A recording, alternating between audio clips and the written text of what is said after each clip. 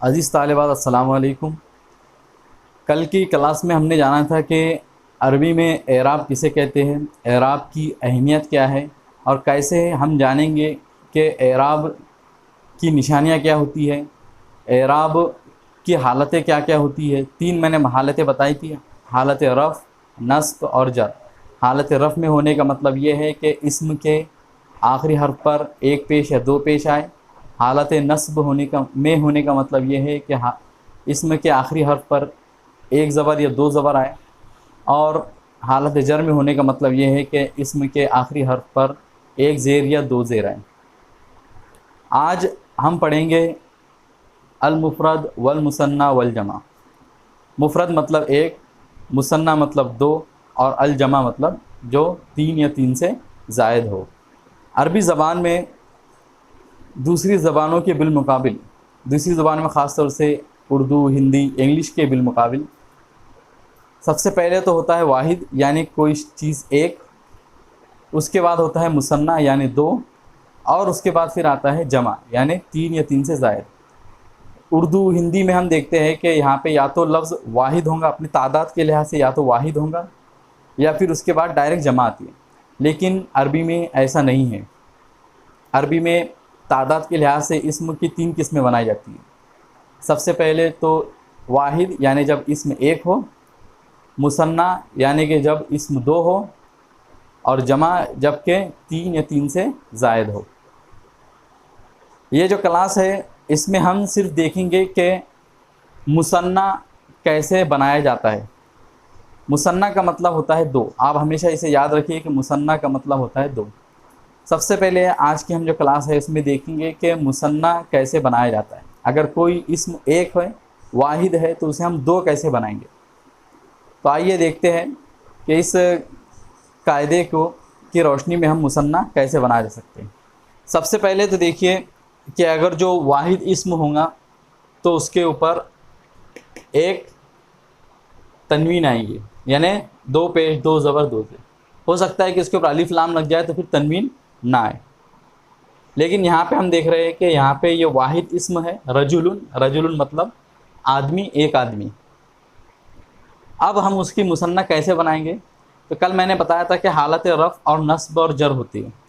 तो अगर इस्म हालत रफ़ में है, हालत रफ़ में है, तो हम उसकी मुसन्ना इस तरीके से बनाएंगे कि सबसे पहले तो उसके आखिर में जो तनवीन है उसे हटा देंगे। सबसे पहले आखिरी की तनवीन हटा देना है और उसकी जगह पर हमें ज़बर लगाना है। यहाँ पे देखिए ज़बर लगा दिया गया है। तो सबसे पहले तनवीन हटाना है, उसके बाद उसकी जगह पर ज़बर लगाना है और फिर उसके आगे अलिफ और नून लगा देना है। तो ये हो गया रजुलानी। रजुलुन से हो गया रजुलानी,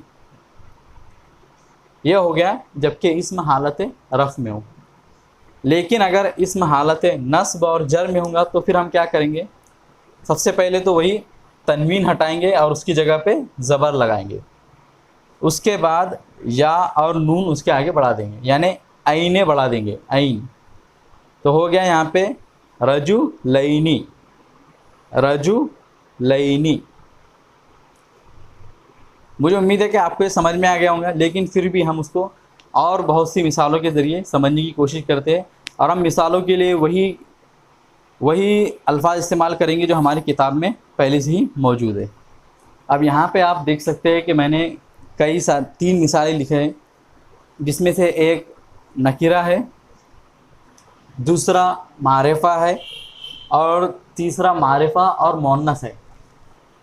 तो अब हम देखेंगे कि कैसे इनके मुसन्ना हम बना सकते हैं। तो वलदुन, यहाँ पे जैसे मैंने बताया था कि हमें अगर इस्म हालत रफ़ में है तो उसकी तनवीन हटा देना है। सबसे पहले तनवीन हटाना है, उसकी जगह पर एक ज़बर लगाना है। तो यहाँ और उसके बाद में अलिफ नून आनी हम यानी बढ़ा देंगे। तो वलदुन से हो गया वलदानी। अब हालत नस्ब और जर में देखिए क्या हो रहा है, वलदैनी। यहाँ पे सेम हमने वही चीज़ करें, वलदुन में जो आखिरी में तनवीन थी उसे हटाकर उस पर ज़बर बढ़ा दिए, उसके बाद में हमने या और नून बढ़ा दिए, तो हो गया ये वलदैनी। यहाँ पे आप देख रहे हैं कि यहाँ पे तनवीन नहीं है, तो इसलिए यहाँ पे हमें जो भी हरकत है उसे हमें यहाँ से हटाकर ज़बर यहाँ पे बढ़ा देना है। तो अल मुअल्लिमू से हो गया मुअल्लिमा, और उसके बाद में हमें अलिफ नून बढ़ा दिए, तो ये हो गया अल मुअल्लिमानी। वालदुन का मतलब होता है लड़का, वालदान का मतलब हो गया दो लड़के, और वालदैन के मतलब भी होता है दो लड़के। अल मुअल्लिमू मतलब टीचर, उस्ताद। अल मुअल्लिमानी का मतलब हो गया दो टीचर। और अल मुअल्लिमैन यहाँ पे देख रहे हैं कि ये हालत नस्ब और जर में है, तो हमने अल मुअल्लिमू से अल मुअल्लिमैन कर दिया। कैसे? यहाँ पे फिर से हमने यहाँ से पेश हटाकर उसके ऊपर ज़बर लगा दिए और उसके आगे या और नून बढ़ा दिए, अल मुअल्लिमैनी। यहाँ पे एक मुअन्नस की मिसाल है कि अगर कोई लफ्ज़ मुअन्नस हो तो क्या होगा? अल मरअतु मतलब औरत, अल मरअतान कैसे हो गया अल मरअतान? ये अगेन हमने यहाँ से जो आखिरी हर्फ है उससे पेश हटाकर उसकी जगह पर ज़बर लगा दिए और उसके आगे अलिफ और नून बढ़ा दिए, तो ये हो गया अल मरअतान। और हालत नस्ब और जर में देखिए हमने कैसे बनाया इसको, अल मरअतैन, यानी कैसे? जो आखिरी का जो ते था उस पर हमने पेश हटाकर ज़बर लगा दिए और या और नून बढ़ा दिए, तो अल मरअतैन बन गए। तो ये सिंपल सा कायदा है कि हम कैसे वाहिद इस्म को मुसन्ना बना सकते हैं। ये बात याद रखिए कि अरबी में पहले वाहिद होता है, फिर उसके बाद मुसन्ना यानी दो होता है, फिर उसके बाद जमा यानी तीन या तीन से ज़ायद होता है। आइए देखते हैं कि किताब में इस बारे में क्या कहा जा रहा है। सबसे पहले तो यहाँ पे किताब में कई सारे मिसालें दी गई है। मैं इन तमाम मिसालों के मानी लिखकर आपके ग्रुप में शेयर कर लूँगा, आप लोग उसको देखकर इसके मानी नोट कर ले। रजुल, सबसे पहले कुछ मिसालें मैं आपको बता देता हूँ ताकि आपको समझने में आसानी हो। रजुलुन आलिमुन, आलिमुन मतलब इल्म वाला जानकार, तो रजुलुन आलिमुन, रजुलुन मतलब आदमी, इल्म वाला आदमी। मुसन्ना हो गए इसकी रजुलानी आलिमानी मतलब दो इल्म वाले आदमी। वलदुन आकिलुन, वलदुन का मतलब होता है लड़का, आकिलुन का मतलब अक्लमंद, यानी एक अक्लमंद लड़का। तो मुसन्ना इसकी हो गई वलदानी आकिलानी मतलब दो अक्लमंद लड़के। अल मुअल्लिमुल मुखलिस मतलब, अल मुअल्लिम मतलब टीचर, मुखलिस माने मुखलिस इखलास वाला। अल मुअल्लिमुल मुखलिस मतलब मुखलिस टीचर।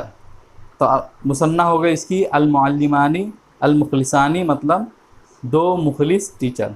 इस तरह तमाम अल्फाज हैं, इसको आप देख लीजिए, मैं इनके माने आपके साथ शेयर कर लूँगा और उसके ज़रिए फिर आप इसके माने खुद ही समझ सकते हैं। लेकिन यहाँ पे किताब में नीचे क्या कहा जा रहा है इसके बारे में अभी हम देखते हैं।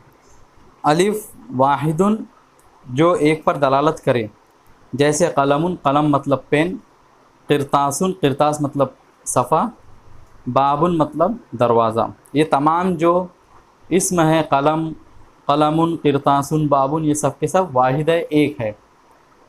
बा मुसन्ना, मुसन्ना का मतलब दो, जो दो पर दलालत करे, जैसे मदीनतान, मदीनतान मतलब दो शहर, मदीनतुन वाहिद है, मदीनतान मतलब दो शहर।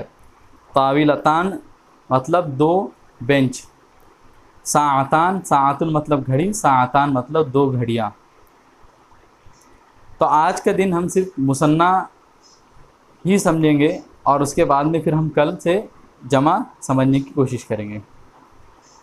तो मुझे उम्मीद है कि आपको ये कॉन्सेप्ट समझ में आ गया होगा। अगर आपको कोई सवाल हो या कोई भी मुश्किल हो तो आप हमसे पूछ सकते हैं। अस्सलाम वालेकुम।